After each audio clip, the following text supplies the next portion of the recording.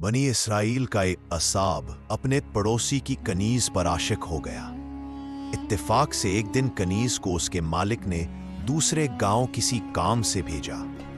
तसाब को मौका मिल गया और वो भी उस कनीज के पीछे हो लिया। जब वो जंगल से गुजरी तो अचानक कसाब ने सामने आकर उसे पकड़ लिया और उसे गुनाह पर आमादा करने लगा। जब उस कनीज ने देखा कि उस कसाब की नीयत खराब है तो उसने कहा, ए नौजवान, तू उस गुनाह में ना पड़।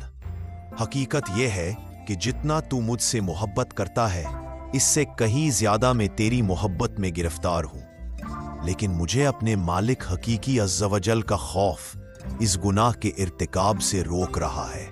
इस नेक सीरत और खौफे खुदा अज़्ज़वजल रखने वाली कनीज की जुबान से निकले हुए ये अल्फाज तासीर का तीर बनकर इस कसाब के दिल में पैवस्त हो गए और उसने कहा, जब तू अल्लाह अज़्ज़वजल से इस कदर डर रही है तो मैं अपने पाक परवरदिगार अज़्ज़वजल से क्यों ना डरूं। मैं भी तो उसी मालिक अज़्ज़वजल का बंदा हूं। जा, तू बेखौफ होकर चली जा।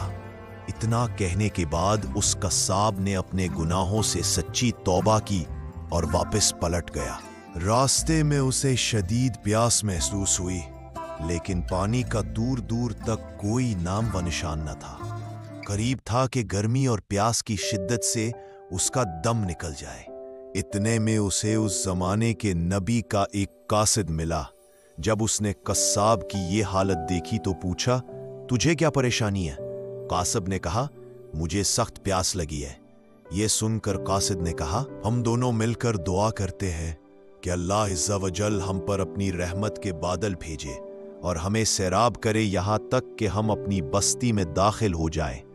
कसाब ने जब ये सुना तो कहने लगा, मेरे पास तो कोई ऐसा नेक अमल नहीं जिसका वसीला देकर दुआ करूं। आप नेक शख्स हैं, आप ही दुआ फरमाएं। उस कासिद ने कहा, ठीक है, मैं दुआ करता हूं, तुम आमीन कहना। फिर कासिद ने दुआ करना शुरू की और वो कसाब आमीन कहता रहा। थोड़ी ही देर में बादल के एक टुकड़े ने इन दोनों को ढांप लिया और वो बादल का टुकड़ा इन पर साया फिगन होकर इनके साथ साथ चलता रहा। जब वो दोनों बस्ती में पहुंचे तो कसाब अपने घर की जानिब रवाना हुआ और वो कासिद अपनी मंजिल की तरफ जाने लगा। बादल भी कसाब के साथ साथ रहा। जब उस कासिद ने ये माजरा देखा तो कसाब को बुलाया और कहने लगा, तुमने तो कहा था कि मेरे पास कोई नेकी नहीं और तुमने दुआ करने से इनकार कर दिया था।